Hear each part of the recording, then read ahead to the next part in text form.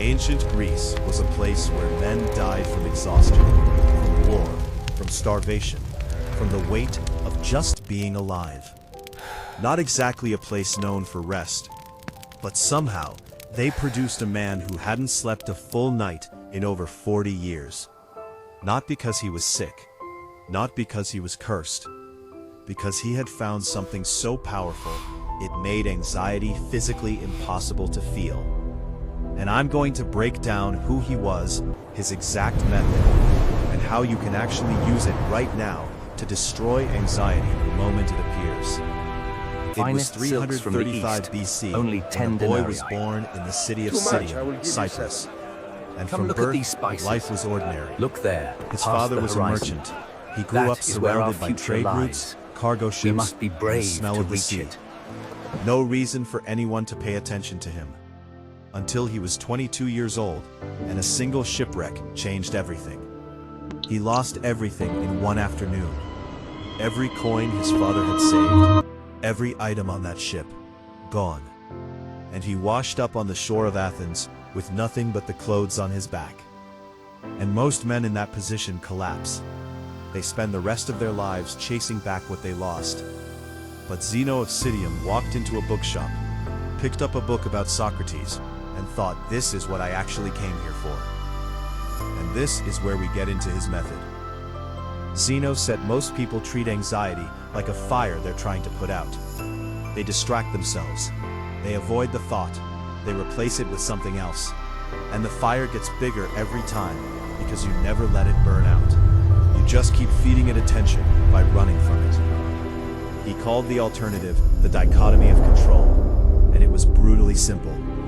Every single thing that exists in your life falls into one of two categories: things you control and things you don't. And anxiety only lives in the second category. It only survives when you spend your energy on things that were never yours to begin with. So before any moment that produced anxiety, Zeno would do one thing.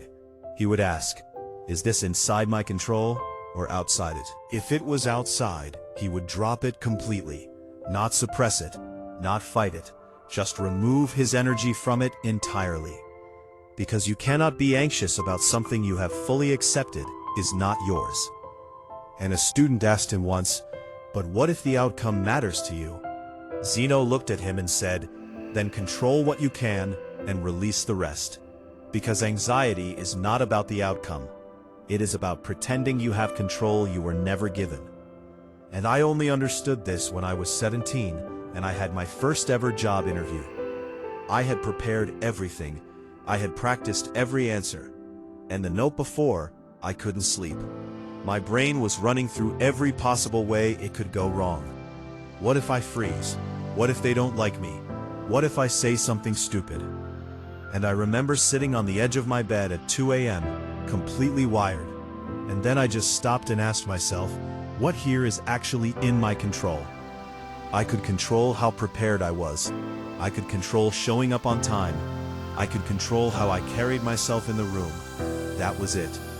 Whether they liked me, whether I got the job, whether they laughed at my answer, none of that was mine. And the moment I actually accepted that, not told myself to calm down, actually accepted it, something physically left my body. I slept within 10 minutes. I got the job, but that part doesn't matter. What mattered was that for the first time, I understood what Zeno had figured out 2,000 years before me. Anxiety is not a feeling you calm down. It is a confusion about ownership. The moment you give back what was never yours, there is nothing left to feel anxious about.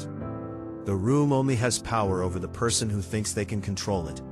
Walk in knowing what's yours, and watch how quickly the weight disappears.